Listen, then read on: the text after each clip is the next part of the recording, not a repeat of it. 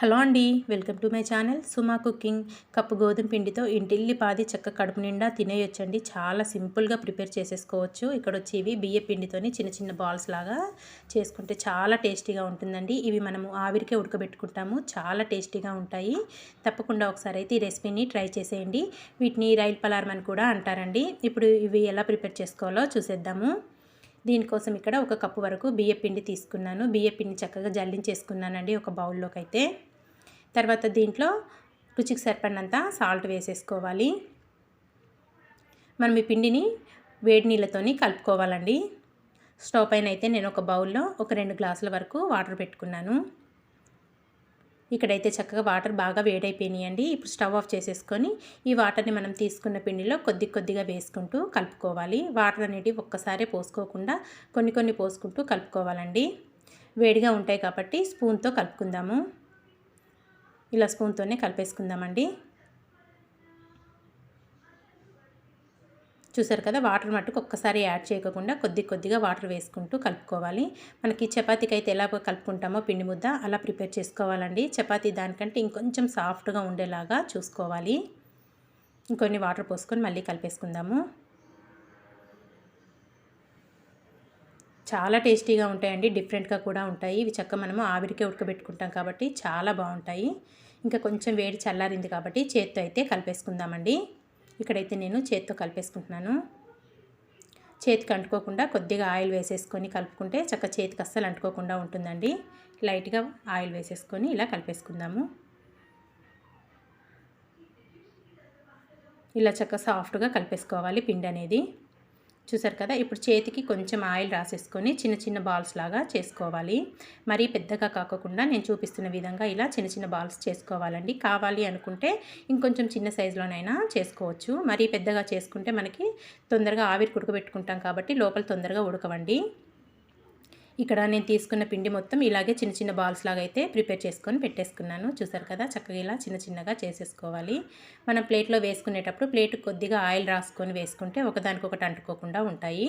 తర్వాత స్టవ్ పైన ఒక బౌల్ పెట్టుకొని దాంట్లో ఒక 3 గ్లాసుల వరకు వాటర్ పోసుకోవాలండి. వాటర్ అనేటివి చక్కగా వేడెక్కుతూ ఉంటాయి. ఈ లోపల ఒక జల్లుల గిన్నె తీసుకోవాలి. ఇలా తీసుకొని ఈ జల్లుల గిన్నెకి కొద్దిగా ఆయిల్ రాసేసుకోవాలండి. మనకి చక్కగా ఇది మార్నింగ్ బ్రేక్ఫాస్ట్ టైంలోనైనా లేదంటే పిల్లలు స్కూల్ నుండి ఈవినింగ్ టైంలో వచ్చేస్తారు కదండి, అలాంటప్పుడు స్నాక్స్లా కూడా చేసి పెట్టేయచ్చు.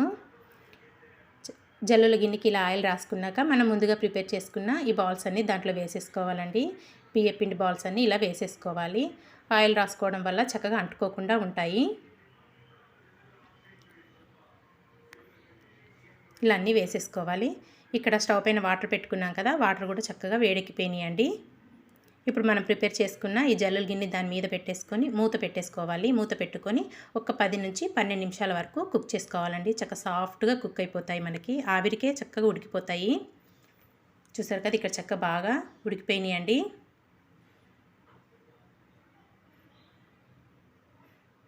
చూడండి ఎంత సాఫ్ట్గా కుక్ అయిపోయినాయి మనకి. ఇంక ఇప్పుడు స్టవ్ ఆఫ్ చేసేసుకొని పక్కన పెట్టేసుకుందాము. ఒకసారి ఇలా కలుపుకుంటే ఒకదానికొకటి అంటుకోకుండా చక్కగా విడివిడిగా వచ్చేస్తాయండి. ఇంకా వీటికి ఇప్పుడు తాలింపు వేసేసుకుందాము. స్టవ్ పైన ప్యాన్ పెట్టేసుకొని కొద్దిగా ఆయిల్ వేసేసుకోవాలి. ఆయిల్ కొంచెం వేడయ్యాక ఇప్పుడు దీంట్లో చిన్నవి అల్లం ముక్కలు వేసుకోవాలండి. అలాగే సన్నగా కట్ చేసుకున్న వెల్లుల్లి ముక్కలు కూడా వేసుకోవాలి. పొట్టు తీసేసుకొని అల్లం ముక్కలు వెల్లుల్లి ముక్కలు కూడా వేసేసుకోవాలి. తర్వాత దీంట్లో ఒక 3 పచ్చిమిర్చి చిన్న ముక్కలుగా కట్ చేసుకొని వేసేసుకోవాలి. ఇందులోనే కొద్దిగా కరివేపాకు కూడా వేసుకొని వేయించుకుందామండి. 1 నిమిషం పాటు ఫ్రై చేసుకుందాము. ఇవి కొంచెం వేగాక ఇప్పుడు దీంట్లో ఒక 1/2 టీ స్పూన్ ఆవాలు, 1/2 టీ స్పూన్ జీలకర్ర కూడా వేసుకొని వేయించేసుకుందాము.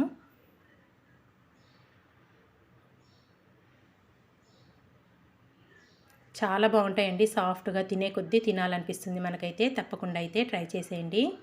ఇంకా ఇవన్నీ వేగాక దీంట్లో ఒక చిన్నది ఉల్లిపాయని చిన్న ముక్కలుగా కట్ చేసుకొని వేసేసుకోవాలి. అలాగే దీంట్లో ఒక 1/4 టీ స్పూన్ వరకు పసుపు, ఇంకొచ్చేసి ఒక 2 ఎండుమిర్చిని 2 ముక్కలుగా కట్ చేసుకొని వేసుకోవాలి. ఎండుమిర్చి ముందే వేసుకుంటే మాడిపోతుంది కాబట్టి లాస్ట్లో వేసుకోండి. ఇదంతా ఒక నిమిషం పాటు ఫ్రై చేసుకుందాము. ఒక నిమిషం పాటు ఫ్రై అయ్యాక దీంట్లో ఒక పావు టీ స్పూన్ కారం, మీ స్పైసీని బట్టి కారం వేసుకోవచ్చండి.